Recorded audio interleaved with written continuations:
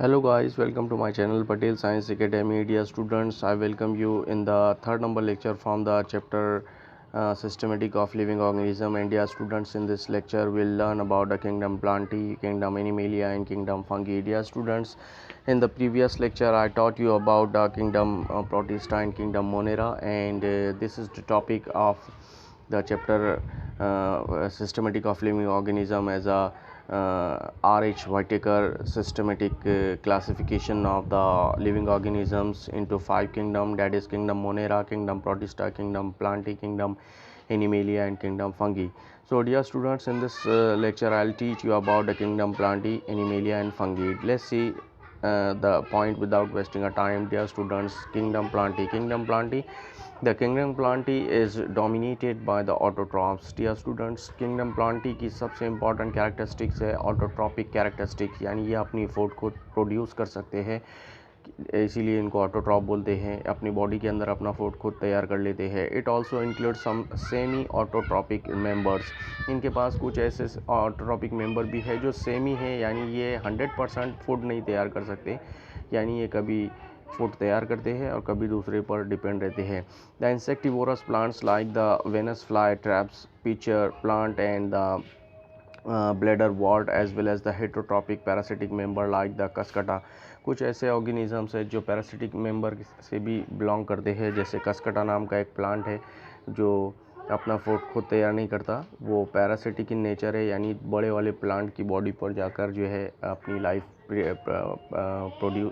Survive करता है। Dear students, Cuscuta से कंफ्यूज मत होइए, कसकटा एक प्लांट ही है, लेकिन ये ऐसा प्लांट है जो दूसरे बड़े प्लांट, छोटा सा प्लांट है जो दूसरे बड़े वाले प्लांट की ब्रांच पे जाकर वहाँ से मॉइस्चर वहीं पर ही अटैच रहता है, उसकी जो है रूट्स जो है उसे हैंग करती है और वो उस हाइट पे उस रूट्स के थ्रू जो है वहाँ का मॉइस्चर कैच करता है और ज़िंदा रहता है। तो प्लांट के ऊपर प्लांट यानी कसकटा। तो डियर स्टूडेंट्स, ऐसे प्लांट्स को पैरासिटिक प्लांट बोलते हैं। Member of this kingdom are multi cellular. Plant जो है dear students multi cellular organism है, यानी एक से ज़्यादा सेल से इनकी बॉडी बनी होती है। And have a eukaryotic cell. और कौन सा सेल है वो? यूकैरियोटिक सेल है, क्योंकि सेल दो टाइप के हैं, प्रोकैरियोट और यूकैरियोट। तो ये यूकैरियोट सेल से बने हैं। And containing the chlorophyll. Dear students, plant इसको इसलिए बोलते हैं क्योंकि इनके पास एक इम्पॉर्टेंट पार्ट है क्लोरोफिल पिगमेंट। इनके सेल में क्लोरोफिल पिगमेंट है, जिसकी वजह से ये ग्रीन कलर के दिखते हैं, और क्लोरोफिल पिगमेंट के ही वजह से almost all plants are enabled to produce their own food by the process of the photosynthesis in the presence of the sunlight. So dear students, सूरज की लाइट में, सनलाइट में ये अपना जो फूड है ये खुद प्रोड्यूस कर सकते हैं, क्योंकि इनके पास क्लोरोफिल नाम का पिगमेंट है जो कि एनिमल के पास नहीं है, ह्यूमन के सेल में भी नहीं है, और इसका कलर ग्रीन होता है। डेट्स वाई प्लांट ज़्यादातर ग्रीन कलर के दिखते हैं। Cell have cell wall mostly made up of cellulose. इनके पास एक और ख़ास कैरेक्टरिस्टिक है कि इनके सेल के ऊपर सेल वॉल होती है, जो कि एनिमल की सेल में एब्सेंट है और ह्यूमन की भी सेल में एब्सेंट है। और वो जो सेल वॉल इनमें प्रेजेंट है वो सेल्यूलोज नाम के पार्ट से बनी हुई है। उसके बाद नेक्स्ट पार्ट है plant exhibits alternation of generation, life cycle has 2 distinct faces.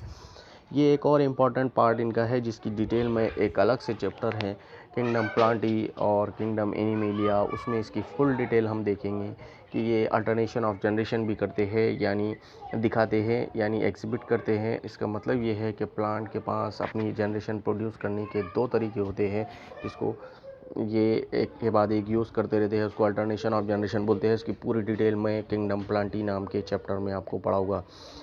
Kingdom plantae is divided into 2 major group, cryptogams and phanerogams.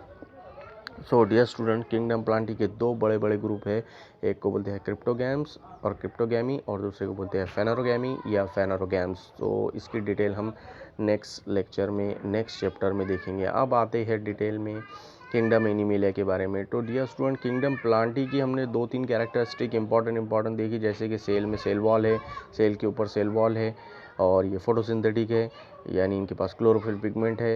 ये जनरली लोकोमोशन नहीं करते, एक प्लेस से दूसरी जगह पे नहीं जाते, और इनके पास जो है अल्टरनेशन ऑफ जनरेशन है। ऐसे ही आप एनिमल की देख लेते हैं। एनिमल का सबसे पहला पार्ट आप देखते हैं, members of this kingdoms are heterotrophs. यही इसकी सबसे इंपॉर्टेंट कैरेक्टरिस्टिक्स है कि they are heterotrophs.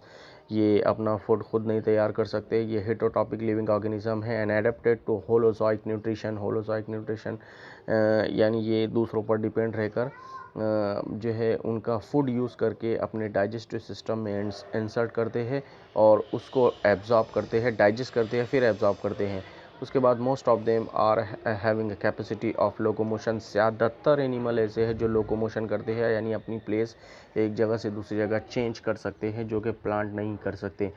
They are multicellular eukaryotes. ये भी मल्टीसेल्यूलर है, एक से ज़्यादा सेल से बने हैं, और यूकैरियोट्स है यानी यूकैरियोटिक सेल से बने हैं।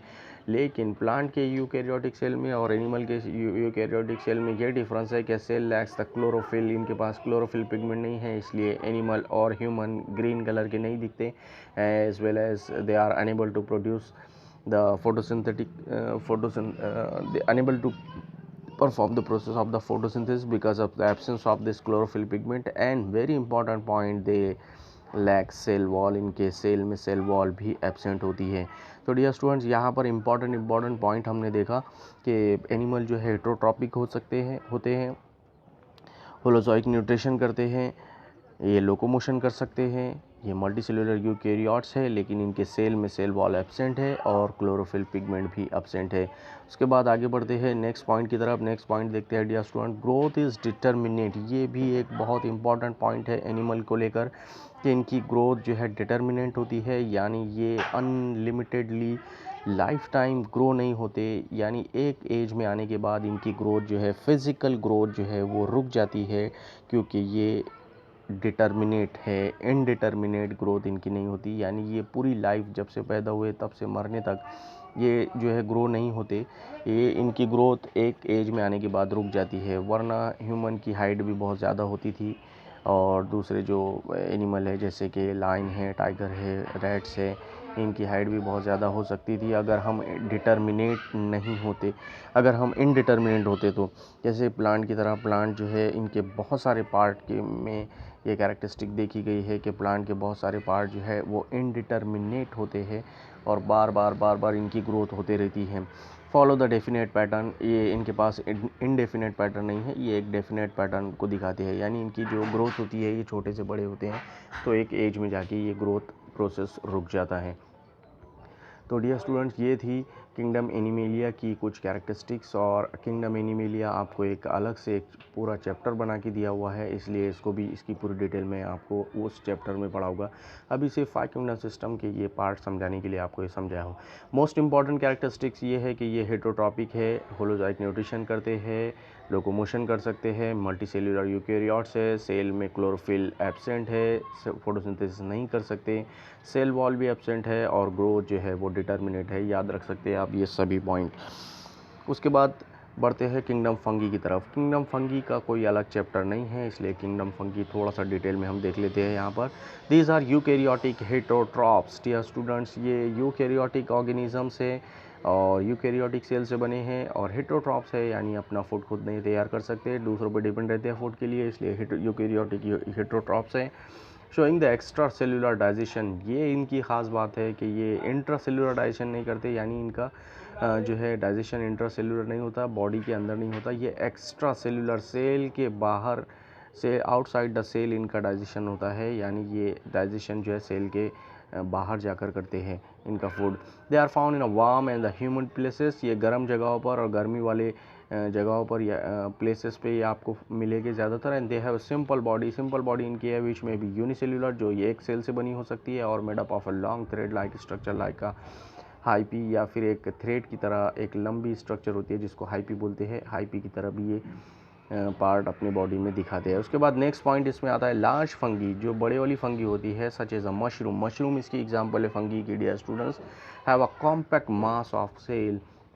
उसमें बहुत सारे सेल जो है एक जगह कॉम्पैक्ट हो जाते हैं, और कॉम्पैक्ट मास ऑफ सेल ये शो करते हैं। उसके बाद नेक्स्ट पॉइंट है unicellular organisms have a protoplast.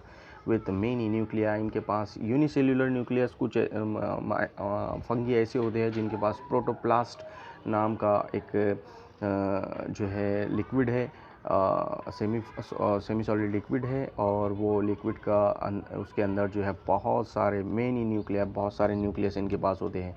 उसके बाद नेक्स्ट पॉइंट देखते हैं इसकी एग्जांपल है राइजोपस और सैकरोमाइसिस सेरिवेसी, ये इसकी एग्जांपल है किंगडम फंगी की। अभी डायग्राम इसकी दिखाता हूँ मैं। ईस्ट, ये भी यूनिसेलुलर फंगी है। ईस्ट जो मसाले में यूज़ होता है, वो ऐसा जो स्पाइसेस यूज़ होता है फर्मेंटेशन करने के लिए बेकरी में और बेक किए हुई चीज़ों में, तो वो ईस्ट भी फंगी ही है डियर स्टूडेंट्स। तो उसके बाद हम आगे की तरफ बढ़ते हैं और देखते हैं कुछ पॉइंट फंगी के। Filamentous fungi consist of a body called mycelium in which hyphae are present. Dear students, जैसे कि मशरूम में आपने देखा होगा तो ऊपर एक अम्ब्रेला की तरह स्ट्रक्चर दिखती है, उसको माइसेलियम बोलते हैं, और नीचे एक जो अम्ब्रेला में जो एक स्टिक होती है, डंडी होती है जिसको हम पकड़ते हैं, वो उसको हाइपी की तरह वो दिखती है, तो आप उसको हाइपी समझ सकते हैं। तो अम्ब्रेला में जो डंडी या स्टॉक लाइक स्ट्रक्चर होती है, long structure, rod like structure, उसको हाइपी समझ सकते हैं आप। और माइसेलियम ऊपर का जो पार्ट होता है अम्ब्रेला का, उसको माइसेलियम आप समझ सकते हैं। तो एक फिलामेंटस फंगी की ऐसी ही स्ट्रक्चर होती है अम्ब्रेला की तरह। उसके बाद नेक्स्ट पॉइंट देखते हैं, द हाइपी में बी विद सेप्टा और विदाउट सेप्टा। ये सेप्टा और के साथ भी हो सकती है और विदाउट सेप्टा भी हो सकती है। उसके बाद डियर स्टूडेंट, दे में बी यूनि और मल्टी न्यूक्लिएट, उसमें एक सेल भी एक न्यूक्लियस भी हो सकता है और एक से ज़्यादा न्यूक्लियस भी हो सकता है। उसके बाद देखते हैं next point the non septic multi nucleate hyphae are called coenocytes hyphae, जिसमें सेप्टा नहीं है उसको कॉइनोसाइट्स हाइपी बोलते हैं। उसके बाद the cell wall in a fungi is composed of chitin polysaccharide fungal cellulose. इसके सेल वॉल में जो है चिटीन से बना हुआ एक पार्ट होता है सेल वॉल में, जिसको पॉलीसेकेराइड या फंगल सेल्यूलोज भी बोल सकते हैं। वो उससे इसका मतलब ये है कि फंगल सेल्यूलोज या जो पॉलीसेकेराइड की एग्जांपल है वो चिटीन से बनी हुई एक सेल वॉल फंगी के पास होती है। And the fungi exhibits heterotrophic mode of nutrition, क्योंकि ये अपना फूड खुद नहीं तैयार कर सकती, इसलिए हेटरोट्रॉपिक मोड ऑफ न्यूट्रिशन में इसको रखा गया है।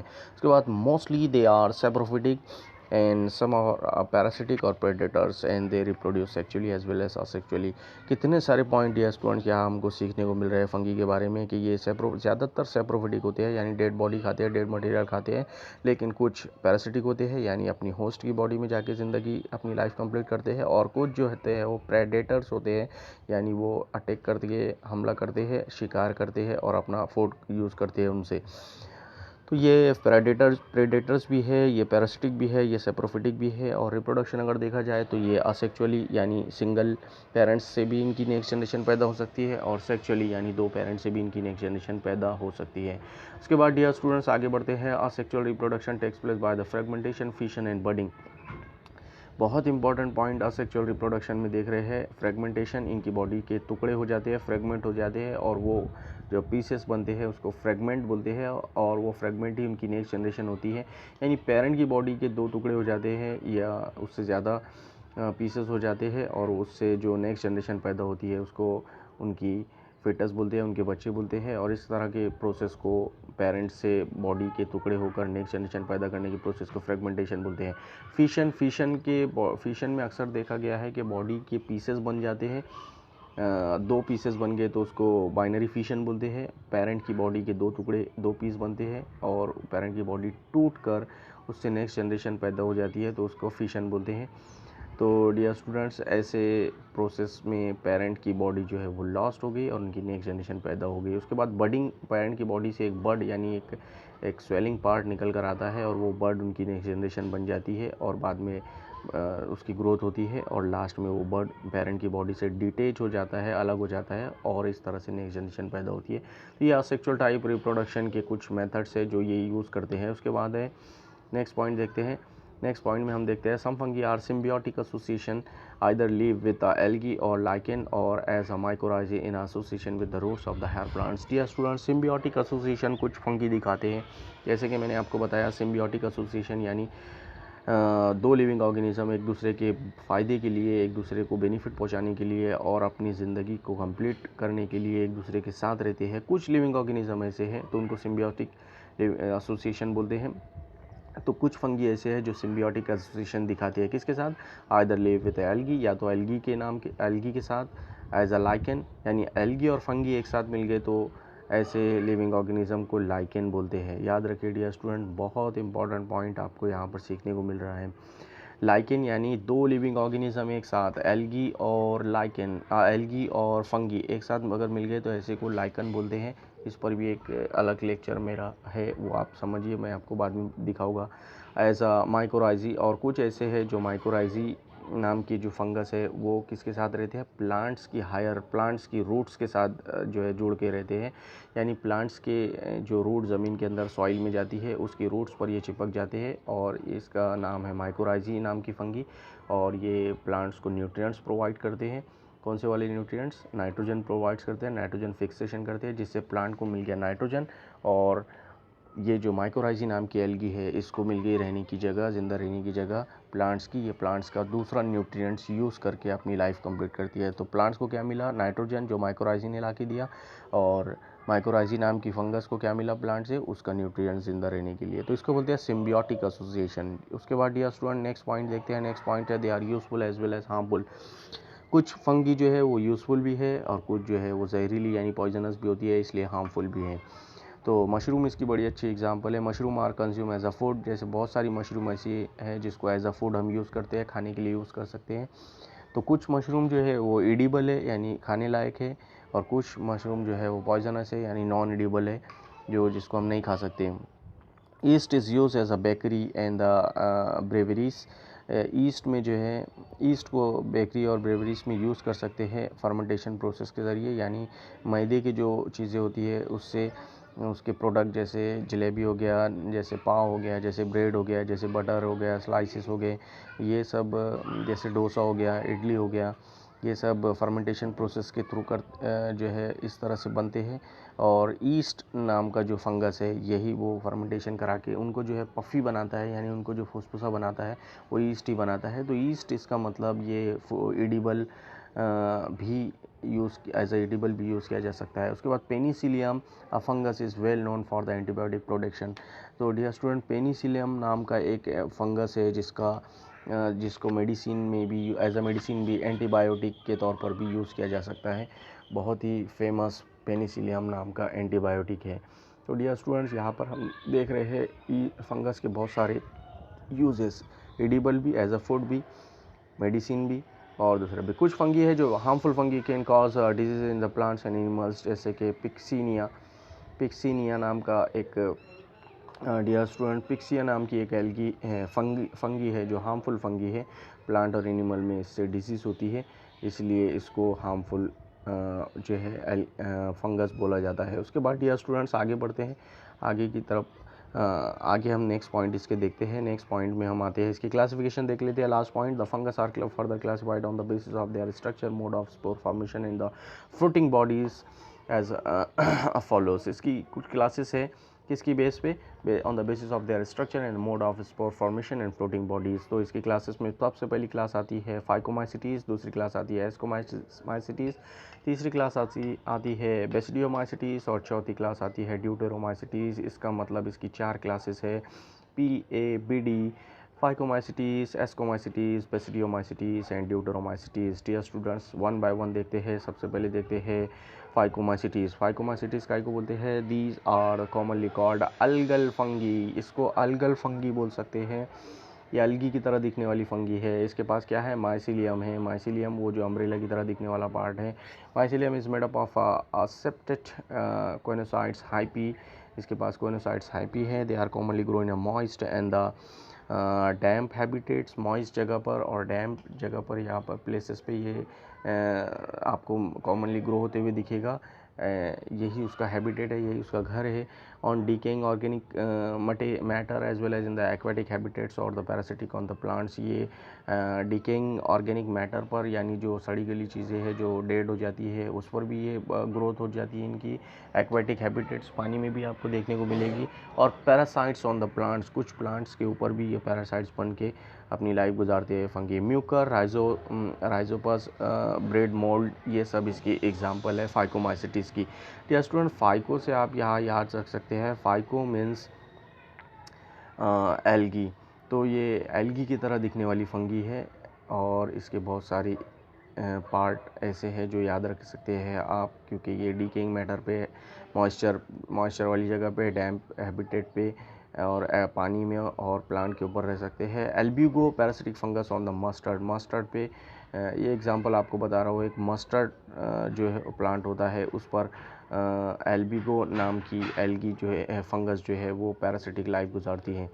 उसके बाद जो है कुछ पॉइंट्स हम देखते हैं, जैसे म्यूकर। अभी अब मैंने बताया म्यूकर में आपको ये दिख रहा है, ऊपर स्पोरेंजियम है, नीचे की जो स्टॉक लाइक स्ट्रक्चर है स्पोरेंजियोफोर दिखता है, और ये जो डंडी दिख रही है ये हाइपा इसको बोलते हैं, या सिंगुलर हाइपा, प्लूरल हाइपी।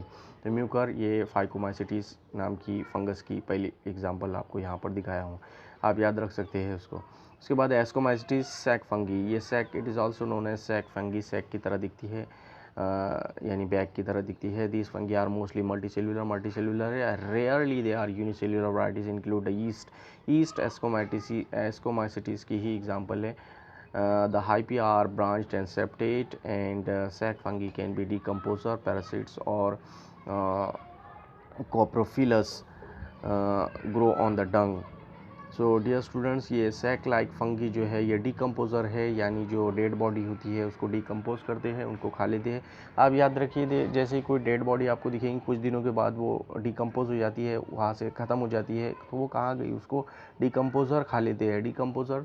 तो कुछ डिकम्पोज़र जो है सैक फंगी में भी आते हैं, कुछ पैरासाइट्स भी, ये फंगी एस्कोमाइसिटीज़ पैरासिटिक भी हो सकती है। और एक नया वर्ड डियर स्टूडेंट्स आपको यहाँ पर दे रहा हूँ, ये वर्ड है कोप्रोफिलस। कोप्रोफिलस यानी ऐसी एल्गी जो डंग में ग्रो होती है, यानी गोबर में बढ़ती है, उसको कोप्रोफिलस बोलते हैं। ऐसी फंगी जो कोप्रस में ग्रो होती है, ऐसी फंगी जो डंग में ग्रो करती है उसको कोप्रोफिलस बोलते हैं। तो एस्कोमाइसिटीज़ उसकी एग्जांपल है। उसके बाद morels and truffles are varieties of the sac fungi that are consumed as a delicacies के तौर पे मोरल्स और ट्रफल्स की वैरायटी को यूज़ किया जा सकता है। फिर neurospora is useful in genetic and the biochemicals असे।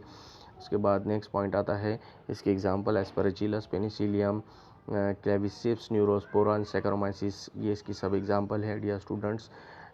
एस्परजिलस की फ़ोटो मैं आपको बता रहा हूँ, आप देख सकते हैं। डायग्राम बनाना नहीं, बस आप इसको देखकर याद रखिए कि एस्परजिलस इस तरह से होता है। एस्कोमाइसिटीज़ की एग्जांपल है। उसके बाद थर्ड एग्जांपल देखते हैं, basidiomycetes is also called club fungi, club fungi भी इसको बोलते हैं, और they are branch septate hyphae, इनके पास है। एग्जांपल है एगेरिकस मशरूम, इसकी एग्जांपल है बेसिडियोमाइसिटीज़ की। और गैनोडर्मा ब्रैकेट फंगी भी इसकी एग्जांपल है। यूस्टिलेगो स्मट्स भी इसकी एग्जांपल है, और पिक्सिनिया, रस्ट एक्सेट्रा इसकी एग्जांपल है, ये आप याद रख सकते हैं। उसके बाद आता है last fungi, deuteromycetes, imperfect fungi इसको बोल सकते हैं। Imperfect fungi these are known to reproduce only asexually, ये सिर्फ असेक्चुअली रिप्रोड्यूस होते हैं। अल्टरनेरिया और कोलेटोट्राइकम इसकी एग्जांपल है, और ये दिखने में इस तरह से दिखती है। देखिए पैरासाइट्स ये इस तरह से जो है डिजीज़ प्रोड्यूस करती है प्लांट के लीफ पर। तो ये आप देख सकते हैं यहाँ पर, इस तरह से ये 4 टाइप है फंगी की यहाँ पर आपको देखने को मिलेगी। Dear students, this is about this lecture. Thank you very much for watching my video. Please do subscribe if you have not subscribe, and please like, share and comments. Comment for your queries also, and please do share these videos and the link of my channel with the others. Thank you very much for watching this video.